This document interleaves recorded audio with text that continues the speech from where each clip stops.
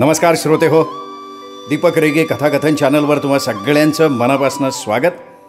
मित्रांनो, आज तुम्ही ऐकणार आहात विनीता ऐनापुरे यांची कथा. पण तत्पूर्वी तुम्ही जर आत्ता चॅनलवर पहिल्यांदा आला असाल किंवा अजूनपर्यंत चॅनल सबस्क्राईब केलेलं नसेल तर प्लीज चॅनल सबस्क्राईब करा.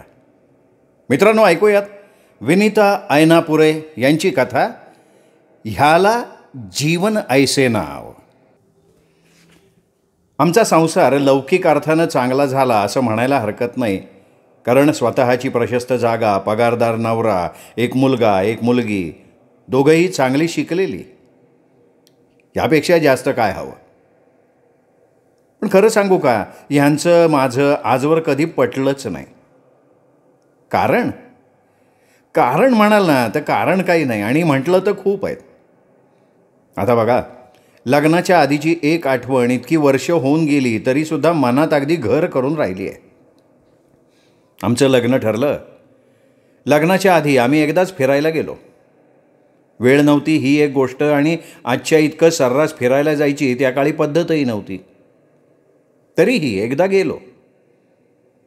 मी थोडीशी स्वप्नात रमणारी, स्वप्नांचे रंगीबेरंगी इमले रचणारी. त्यात लग्न ठरल्यावर ह्यांच्याबरोबर पहिल्यांदा फिरायला जायचं म्हटल्यावर दिवसभर मनाशी हसत होते, लाजत होते. यांच्याशी काय बोलायचं, कसं बोलायचं, हे काय म्हणतील, असेच विचार डोक्यात झिम्मा घालत होते. संध्याकाळी हे आले. काही विशेष न बोलता चहा पाणी केलं आणि आम्ही बाहेर पडलो. हे चालत राहिले, झप झप झप झप, जणू काही ते एकटेच आहेत इतक्या झपाट्यात. मी त्यांच्या मागोमाग जणू काही धावत होते. असंच जन्मभर चालायचं का, हा प्रश्न मनात होताच. पण त्यावेळी हे किती वेगात चालतात अशी कौतुकाची भावनासुद्धा होती. पण किती वेळ ते पुढे, मी मागे असं चालणार. यांच्याबरोबर चालायचा मलाही संकोचच वाटला असता. पण ह्यांना मी बरोबर होते याची आठवण तरी होती का नाही कोणास ठाऊक. आम्ही आपले चालतोय. मी तर मनातल्या मनात वैतागायला लागले. हातातल्या रुमालाचा चोळामोळा व्हायला लागला आणि हे एकदम थांबले. मला जरा बरं वाटलं. पण ह्यांचं बोलणं ऐकलं आणि धपकन पाण्यात पडल्यासारखंच झालं. ते म्हणाले, आपण इथेच थांबू. मी इकडे तिकडे बघितलं. इथे कुठे थांबायचं, रस्त्यात कशाला थांबायचं, ह्या बसस्टॉपवर. पण हे बोलतच होते. इथून आपण स्टेशनला जाऊ, तिथून पुढची बस धरू आणि बंड गार्डनला जाऊ. बस येईपर्यंत हे स्टॉपच्या एका टोकाला उभं राहून सारखे टाचा आणि माना उंचावून बस आली आहे का हे बघत होते. आता बस आली की दिसेलच की, मग त्यासाठी एवढं कशाला डोकवायचं. आणि बसपेक्षा रिक्षा केली असती तर काय बिघडलं असतं. बसस्टॉपच्या दुसऱ्या टोकाला मी आपली नखं कुरतडत उभी. अर्धा तास गेल्यावर बस आली. इतक्या माणसांचं ओझं घेऊन बिचारी आली की त्यात आणखीन आपली भर कशाला विनाकारण. पण हे चटकन घुसले, मग मीही मागोमाग. उभ्या उभ्या पुण्याचं दर्शन घेतलं. एकदाची आमची जोडी स्टेशनवर पोचली. आता पुढची बस. पुन्हा एकदा कसरत. माझं घड्याळाकडे लक्ष गेलं. आम्ही घरातून निघालो त्याला 1.5 तास झाला होता. दादांनी आम्हाला बाहेर पडतानाच बजावलं होतं, इंदू तासाभरात परत या. गणपती, जोगेश्वरी असं करा, लगेचच या. वाटेल तिथं भटकू नका, वाटेल तितकं सुद्धा भटकू नका. माझ्या जीवनाचा सारथी जिकडे रथ वळवेल तिकडे मी जाणार, असे काव्यात्मक विचार होते. पण इथे कसला रथ आणि कसली जीवन नौका. बसच्या खटाऱ्यातून उभ्या उभ्या आमचा सहप्रवास सुरू झाला. मग मन नाराज होईल नाही तर काय माणसाचं. हां, पण तरीसुद्धा बंड गार्डनला पोचल्यावर चित्त अगदी उमलून आलं.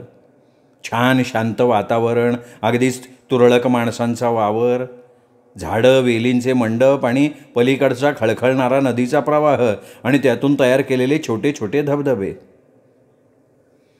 आपोआपच जोडीनं हातात हात घालून एकमेकांच्या कानात कुजबुजत फिरणं, गजरा डोक्यात माळणं, त्याचा त्यांनी हळूच वास घेणं, या अशा सुंदर कल्पना मनात डोकावल्या. हेही थोडे गप्पांच्या मूडमध्ये आले, त्यामुळे अगदी हातात हात घालून फिरणं वगैरे नाही, पण बोलायला लागले. आणि ते बोलले नसते तर बरं असं म्हणायची वेळ आली. कारण ह्यांचं बोलणं म्हणजे कोहम सोहमचं साक्षात दर्शन. स्वतःबद्दल माणसाने किती बोलावं? सारखं आपलं मी आणि माझं एवढंच. मी सहनशीलतेने ऐकतोय म्हणून इतकं. एक क्षणभर दम खाऊन यांनी गाडीचा मार्ग बदलल्यासारखा विषय बदलला. विषय माझ्या पत्नीकडनं अपेक्षा हा होता. बरं, कोहम हा प्रश्न मलाही विचारता आला असता, पण वाव मिळाला तर ना. मग निदान पत्नीच्या पतीकडून अपेक्षा हा विषय तरी मला द्यायचा ना. पण छे, मी आणि माझ्या अपेक्षा ह्यापेक्षा यांच्या दृष्टीनं दुसरी कुठलीच गोष्ट नव्हती. मग त्यांच्या ओघवत्या भाषणावरूनच मला कळलं की त्यांनी मला मी ग्रॅज्युएट म्हणून पसंती दिली असली तरी मी एक उत्तम सून, जाऊ, भावजय असावी, आदर्श गृहिणी असावं. नोकरीचा हट्ट नाही, पण जमलं तर मी नोकरी करावी आणि ती करतानाही आदर्श गृहिणत्व मी धारण करावं वगैरे वगैरे. बाहेरचे भेळीचे वास मला अस्वस्थ करत होते. तेव्हा यांच्या प्रवचनाचा समारोप भेळीनं करूया असं मनाशी ठरवत होते, पण कसलं काय आणि फाटक्यात पाय. मला बाहेरचं खाणं आवडत नाही या भल्या वाक्यानं समारोप झाला आणि लेफ्ट राईट करत आम्ही पुन्हा बस स्टॉपवर आलो. 3 तास उलटल्यावर घरी परतले म्हणून दादा चिडलेले. आता ही नवऱ्याबरोबर फिरायला गेलेली घरात कशाला जेवतीये म्हणून आईनी जेवणं आटोपून घेतलेली. भांडभर पाणी पिऊन गुपचूप अंथरुणावर पडण्याखेरीज मी काय करू शकत होते? आणि अशी ही संसाराची सुरुवात झाल्यावर भांडणं होतील, नाही तर दुसरं काय होणार? परदेशासारखं आपल्याकडे असतं ना तर बरं झालं असतं. नाही पटत नवरा बायकोचं, घटस्फोट घेऊन मोकळे, ते आपलं बरं. तोही मोकळा आणि तीही मोकळी. पण आपल्या गाठी ब्रह्मदेवानं बांधल्या आहेत ना, आणि त्याही आशा की त्यातून दोघांची सुटका नाही. रेशीम गाठी कसल्या? चांगल्या दोरखंडाच्या करकचून बांधलेल्या या गाठी कशा सुटणार? मग गाठ सुटत नसली की हिसका हिसकी ओघानं आलीच का नाही? लग्न झालं आणि मी नको तो शहाणपणा केला, नोकरी धरली. लग्नाच्या आधी 2-3 ठिकाणी अर्ज टाकले होते. आता त्यातल्याच एका ठिकाणी नोकरीचं बोलवणं आलं. हे बघ इंदू, तू नोकरी कर, पण संसारही असा कर की इतरांना तुझा आदर्श वाटला पाहिजे. यांनी प्रस्तावना केली. आदर्श? कसला आदर्श? मी आश्चर्याने विचारलं. अगं तुझ्या वागण्याचा. तू नोकरी कर, मी नाही म्हणत नाही आहे. आता हे कशाला नाही म्हणतील सांगा? 4 पैसे जास्तीचे घरात आले तर कुणाला नको आहेत? म्हणे मी नाही म्हणत नाही. उगाच आपला मोठेपणा घ्यायचा. मी आपली मनातल्या मनात फणफणले.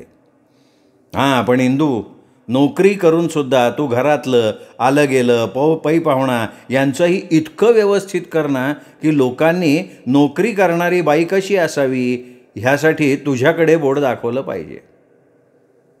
केवढा बाई यांच्या मनाचा मोठेपणा. मी तर बाई अवाकच झाले. आणि काय ह्यांच्या माझ्याकडनं अपेक्षा? अहो, मग लोक तुमच्याकडे बोट दाखवतील असा आदर्श तुम्हीही निर्माण करा ना. पण ते नाही. माझी नोकरी चालू झाली आणि ह्यांच्या माझ्याकडून अपेक्षासुद्धा वाढल्या. दरम्यान उषप्रभा आणि सुरेशचा जन्म झाला, म्हणजे माझ्या जबाबदाऱ्या वाढल्या. भूमिका क्षणोक्षणी बदलायला लागल्या. लहानपणीनं आम्ही काचेच्या बांगड्यांचं रंगीबेरंगी तुकड्यांचं एक खेळणं आणत होतो. जरा कोण बदलला की नक्षी बदलायची. तुकडे तेच, पण नक्षी वेगळी. म्हणजे आता तीच बाई पण भूमिका वेगळी. कधी बायको, कधी आई, कधी बहीण, कधी मुलगी. इतकंच काय, पण स्वयंपाकीण, मोलकरीण, ऑफिसमध्ये कारक, भूमिकाच भूमिका. आणि ह्या सगळ्या भूमिका मी आदर्शपणे कराव्यात ही यांची अपेक्षा. बसायचं आणि बोलायचं, मग असंच काहीतरी बोलणार. कारण ह्यांची भूमिका नेहमी एकच, हुकुमशहा. बायकोचे मुलांचे लाड करायचे, त्यांना कपडे लगते, चैनीच्या वस्तू, प्रवास, हॉटेलमध्ये जेवण, सगळं काही करायचं. पण ते स्वतःला हवं तसं आणि तेव्हा. आम्हाला इच्छा झाली आणि ह्यांनी ती पुरवली असं चुकूनही नाही. मग राग येईल का नाही माणसाला सांगा? होतील का नाही भांडणं? निमित्त अनेक, परिणाम एक, भांडणं. मला तर नेहमी वाटतं की मी प्रत्येक भांडणाचं सविस्तर वर्णन जर डायरीत लिहिलं असतं ना, तेव्हा ना 50 पाऊंडच्या डायऱ्या सहज भरल्या असत्या. आणि स्त्री जन्मा ही तुझी कहाणी असं म्हणत वाचकांच्या, विशेषतः स्त्री वाचकांच्या डोळ्यातून अविरत अश्रूच वाहिले असते. पण कशाचे अश्रू आणि कशाचं काय? मुलं थोडी मोठी झाली आणि लक्षात यायला लागलं की आमची वादावादी व्हायला लागली की उषप्रभा कावरी बावरी होते. तिचं तिच्या बाबांवर खूपच प्रेम होतं. आपल्या बाबांना ती अगदी ग्रेट मॅन मानत होती. त्यामुळे मला असं जाणवलं की आमच्या वादावादीत तिचे बाबाच बरोबर आहेत, आई चुकतीये असं तिला वाटतं. कार्टीला 2 तोंडात द्यावेशा वाटल्या, पण हात आवरला. एकदा तर बाहुलीशी खेळताना ती बाहुलीला सांगत होती, हे बघ, सारखं सारखं नवऱ्याशी भांडू नको. मी माझं लग्न झालं ना की माझ्या नवऱ्याशी कधी भांडणार नाही, आईसारखी. खरं तर आम्ही तरी मुलांसमोर भांडावं का? वादावादी, आरडाओरडा हवाच का? पण संसारात प्रथम अवघड वाटणाऱ्या गोष्टी जशा कालांतरानं अंगवळणी पडतात, अगदी तसं होतं भांडणाचं. त्याच्याशिवाय करमतच नाही. मग उगीचच विरोधाला विरोध चालू राहतो. संसार तर चाललेलाच होता. मुलं मोठी होत होती, सहवासानं म्हणा किंवा काही, पण नवरा बायकोचं जितपत प्रेम असावं तितकं आपोआप निर्माण झालं होतं. आणि भांडणाऱ्या माणसांनी एकमेकांवर प्रेम करू नये असं आहे का कुठे? प्रेमाच्या वेळी प्रेम, भांडणाच्या वेळी भांडण. इतर 4 जणांपेक्षा आमचं जास्त चांगलं संसार चित्र होतं. राहायला मोठी जागा घेतली. TV, फ्रीज, कम्प्युटर, फोन घरात आला. चैनीच्या हौसेच्या वस्तू आल्या. यांना पगार भरपूर होता. कुठे ऑफिसच्या कामासाठी परगावाला गेले तर आवर्जून काही ना काही आणत. साड्यांनी कपाटं भरली होती. बघता बघता उषप्रभाचं लग्न झालं. घरात एक पोकळी निर्माण झाली. मला तर जाणवलंच, पण ह्यांना सुद्धा उषप्रभाची सारखी आठवण येत होती. तरीही उषप्रभा सहज एक वाक्य बोलली, ते मात्र माझ्या मनाला डंख मारून गेलं. प्रसंग तसा साधाच होता. उषप्रभा सासरी जाणार म्हणून सुरेशने यांना सुचवलं, एक दिवस आपण सगळे हॉटेलमध्ये जेवायला जाऊया. ह्यांनीही आढेवेढे न घेता मान्यता दिली. मी हसले.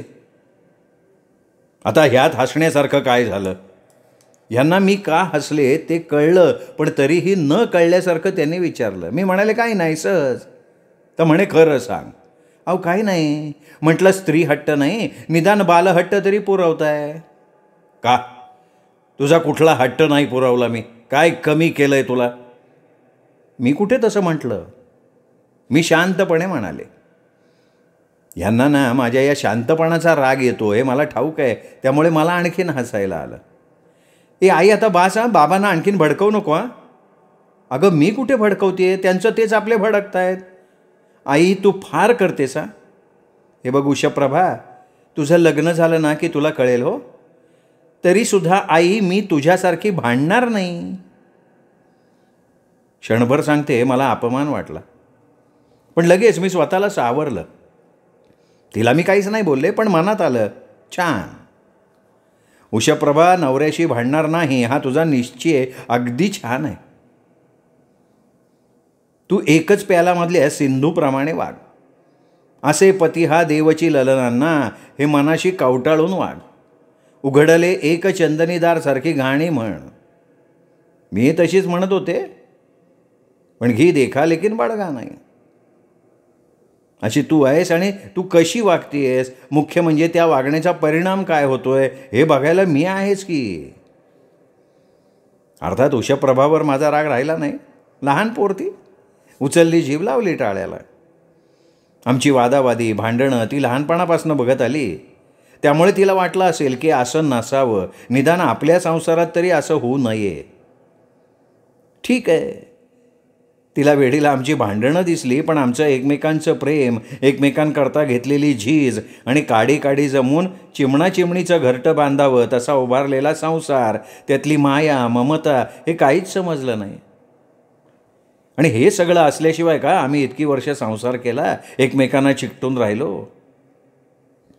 यांचं अपेंडिक्सचं ऑपरेशन निघालं तर रात्रंदिवस मी त्यांच्याजवळ उभे होते आणि हे सुद्धा मला एक क्षणभर दूर होऊ देत नव्हते. हे कशाचं लक्षण आहे? आणि चांगली परिस्थिती आल्याबरोबर यांनी मला आग्रहपूर्वक नोकरी सोडायला नाही लावली. लग्नात हाताला हात लावून गुरुजी मम म्हणायला सांगतात. त्या ममची आहुती लग्नात जात नाही, उलट नवऱ्यात ती एकरूप होऊन बाईचं अस्तित्व ममच्या रूपात उरतं, म्हणून तर भांडणं होतात ना. भाजीला लसणाची चुरचुरीत फोडणी द्यावी ना, तशी संसारातली भांडणं. उखाळ्या पाखाळ्या अगदी तुझी आई माझी आई या अभिमानातनं भांडणं झाली तरी आपल्याला कोणाचाही उपयोग नाही. शेवटी एकमेकांना आपले आपण आहोत हे सुद्धा भांडलं ना तरी पूर्णपणे ठाऊक असतं.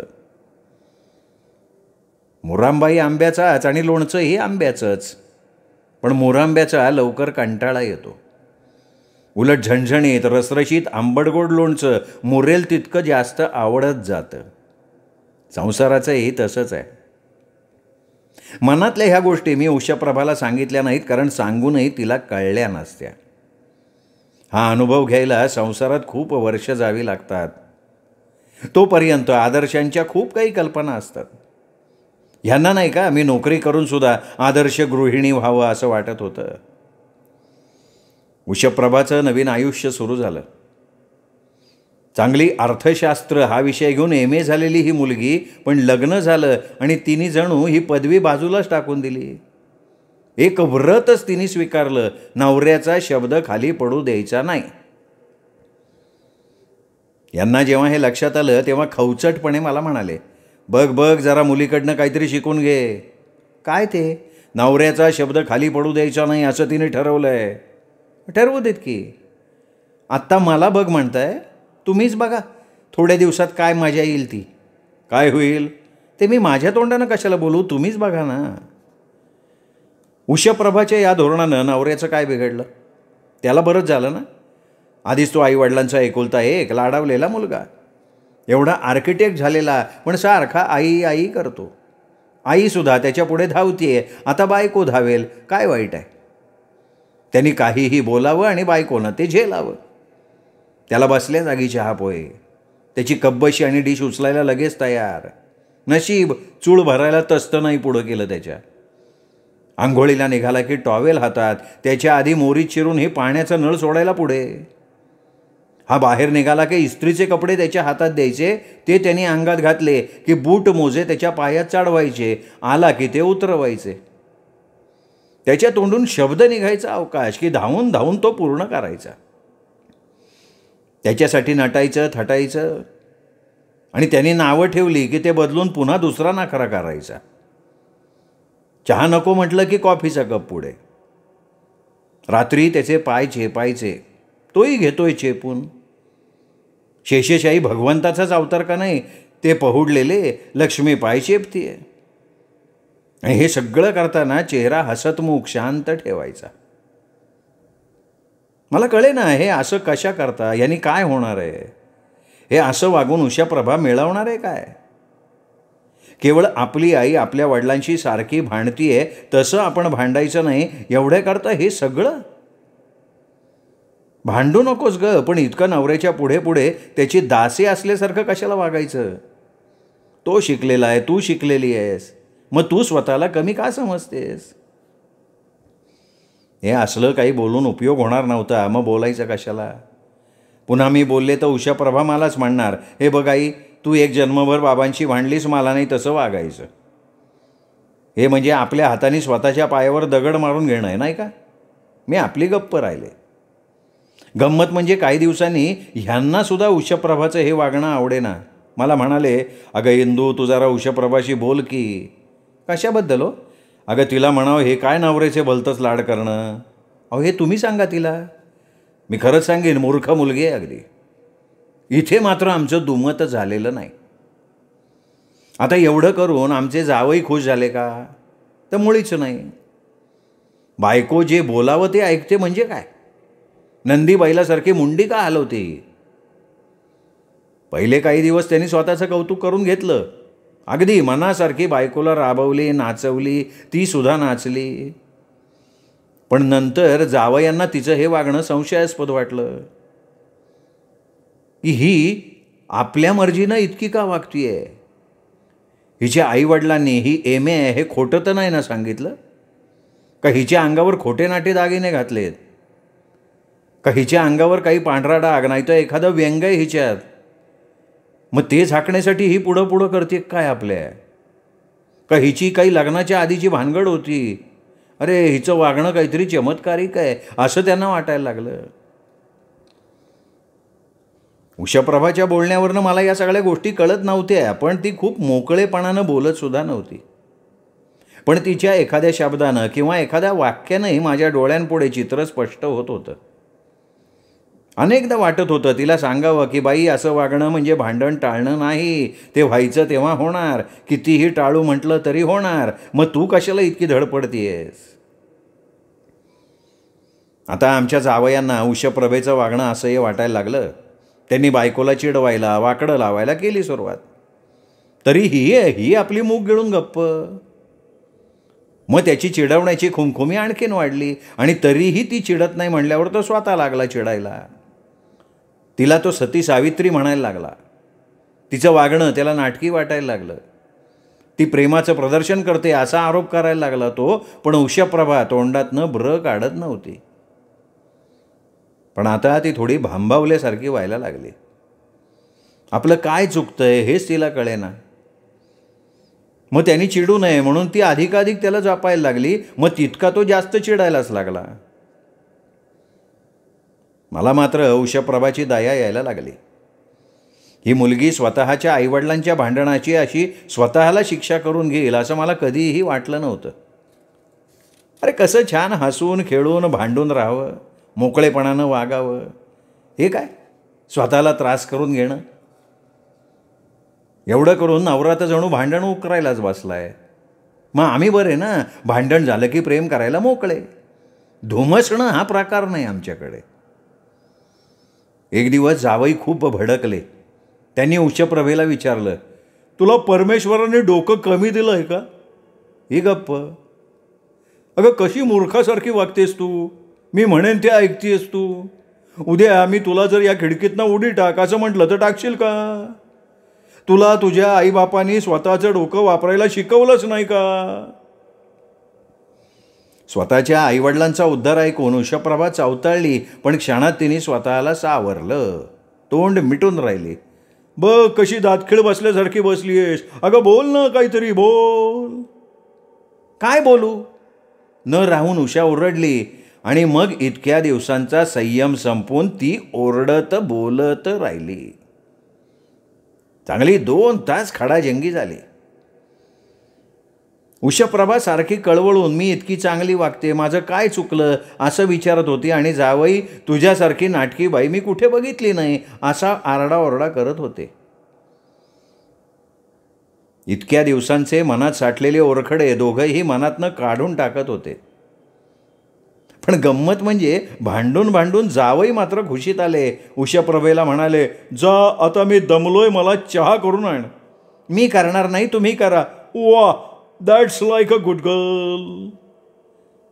दुसऱ्या दिवशी उषाप्रभा माझ्याकडे आली. उदास चेहरा, लालसर डोळे, अस्वस्थ मन. मी म्हटलं, काय झालं ग? काही नाही. अगं उषा तुला बरं नाही आहे का? बरी आहे मी. अगं मग अशी का दिसतीयस? तर ओक्साबोक्षी रडत म्हणाली, आई ग माझं ह्यांच्याशी भांडण झालं. अगं मग होऊ दे, त्यात काय झालं? इतके दिवस झालं नाही हेच आश्चर्य आहे. पण काय ग, दोघं कशावरनं भांडलात? मग तिने आदल्या दिवशीची हकीकत अगदी शब्दशः सांगितली आणि म्हणाली, तू माझ्याशी भांडत नाहीस, मला विरोध करत नाही, तुला स्वतःला अक्कल नाही का? माझ्या होला हो काय करतेस असं म्हणून भांडले आई ते. आता इथे हसावं का रडावं तेच मला कळेना. म्हणजे बाईनी संसारात स्वतःचं मत मांडलं तरी भांडण, नाही मांडलं तरी भांडण. माझ्याशी का भांडतेस म्हणून भांडण, आणि का भांडत नाहीस म्हणून सतत भांडण करणाऱ्या एका भांडखोर नवऱ्याची गोष्ट आपण कधीतरी वाचली होती. खरं तर हा केवळ गोष्टीतला नवरा नाही, तर जगातल्या यच्छयावत नवऱ्यांचा तो प्रतिनिधी म्हणायचा. मला हसायलाच आलं. मी हसलेली बघून उषप्रभाला अधिक रडू कोसळलं. आई, मी तुला उगाचच म्हणत की तुझ्यासारखी नवऱ्याशी भांडणार नाही मी, पण आज हारले आहे. मी भांडलेच माझ्या नवऱ्याशी. सांग ना आई, काय ग करायचं, हे असं का होतं ग? मी उषप्रभेला जवळ घेतली, तिचे डोळे पुसले आणि म्हणाले, वेडे, नवरा हा प्राणीच असा आहे. कुत्र्याचं शेपूट असताना अगदी तसा वाकडा अस्थिर स्वभावाचा. कळलं का? तुम्ही कितीही सरळ करायचा प्रयत्न करा, तो वाकडाचं वागणार. आई, पण असं का? हे बघ, त्याचं कारण तुम्ही आम्ही नाही देऊ शकणार. ते ब्रह्मदेवाला विचारायला हवं. त्याचे खेळ आहेत हे सगळे. खेळ? हो, जोडा लावण्याचा खेळ. नवे नवे विजोड जोड्या जमवण्याचा खेळ तो करतो. म्हणून बघ ना, बऱ्याच वेळेला उंच नवऱ्याला बुटकी, काळ्याला गोरी, रसिकाला अरसिक, सशक्ताला अशक्त, शहाण्याला महामूर्ख, तर शांत असलेल्याला तापट, अशा विजोड नवरा बायकोच्या जोड्या आपल्याला सगळीकडे दिसतात. ब्रह्मदेवाच्या ह्या गमतीच्या खेळाला विरोध कोण करणार? तो हा खेळ खेळतो आणि नवरा बायकोची रसिक हेच बघत बसतो. आई, मी काय बोलू ग? काही बोलू नकोस.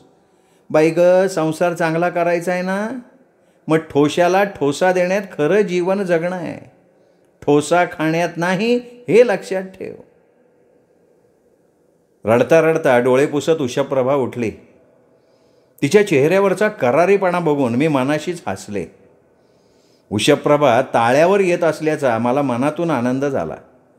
आणि संध्याकाळी हे घरी आले की ह्यांच्या कानावर हे सगळं कधी घालते असं मला होऊन गेलं. श्रोते हो, ही होती कथा विनिता ऐनापुरेंची. ह्याला जीवन ऐसे नाव.